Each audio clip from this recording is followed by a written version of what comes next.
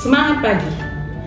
Salah satu misi perusahaan yang diusung oleh PT PN 5 adalah penciptaan keunggulan kompetitif di bidang SDM dan teknologi 4.0 melalui pengelolaan SDM berdasarkan praktek-praktek terbaik, sistem manajemen SDM serta teknologi informasi terkini guna meningkatkan kompetensi inti perusahaan. Yang mana paradigma pengelolaan SDM yang semula berfokus pada bisnis impact menjadi berfokus pada outcome. Kapabilitas SDM, budaya dan organisasi dalam bisnis, dalam hal ini SDM berfungsi sebagai mitra bisnis perusahaan. Menurut Ulrich, fungsi sumber daya manusia sebagai mitra bisnis memiliki 4 peran, yaitu sebagai mitra strategis, ahli administratif, penyemangat karyawan, dan menjadi agen perubahan.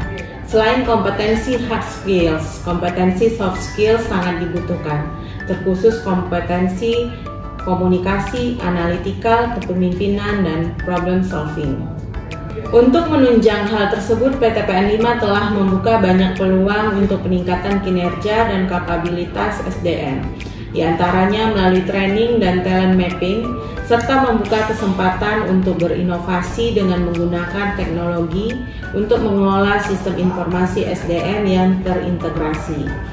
Masih terkait dengan proses manajerial, pada video sebelumnya, pengelolaan keuangan juga memegang peranan yang sangat penting bagi suatu organisasi. Keberhasilan pengelolaan keuangan perusahaan tercermin dari laporan keuangan perusahaan yang meliputi laporan posisi keuangan, laporan laba rugi, dan laporan arus kas.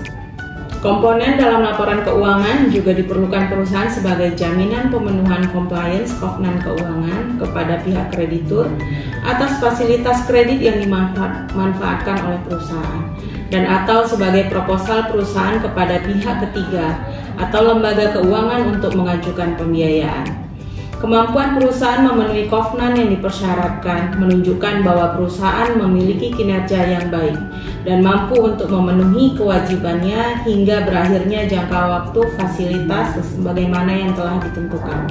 Pengelolaan manajemen SDM dan keuangan yang disampaikan tadi semuanya bersinergi dengan divisi manajerial lainnya, yakni manajemen operasional. PT PN 5 dengan core bisnisnya adalah pengelolaan tanaman kelapa sawit hingga menjadi produk CPO maupun PKO.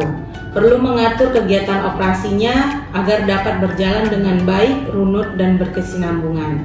Manajemen operasi biasanya berhubungan dengan mengatur, mengawasi, dan membuat kebijakan mengenai produksi maupun distribusi, serta bagaimana mendapatkan bahan baku dengan cara yang lebih efisien dan efektif.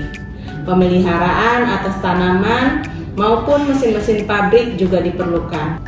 Misinya adalah untuk menunjang kapasitas produksi, efisiensi biaya produksi, dan menghasilkan produk yang berkualitas baik.